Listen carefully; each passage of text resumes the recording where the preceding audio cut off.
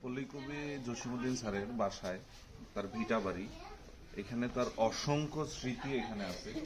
আমি একটা জিনিস দেখাই, গ্রাম বাংলার একেবারে পরিচিত একটা মুখ এসে ঢেকি, মানে এটা কিন্তু তার বাসার ঢেকি। আমারে না ঢেকি দেখাও, দেখাইছো ঢেকি, দেখানো হইলে এবার আমার সাথে আসো। এখানে যে কি লেখা আছে, আমাদের গরিবের সংসার ঘি ময়দা ছানা দিয়ে জৌলুস পিঠা তৈরি করিবার উপকরণ মায়ের ছিল না, চাউলের গুঁড়া আর গুড় এই মাত্র মায়ের সম্পদ। জসিমউদ্দিন, সুন্দর একটি কথা, এটা আমাদের সেম। এখানে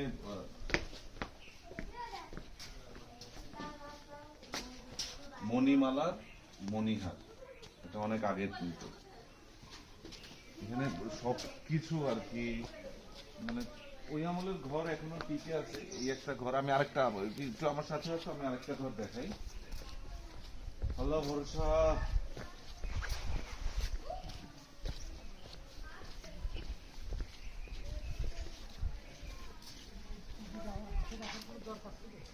এটা লেখা দেখো, এই লেখাটা দেখো।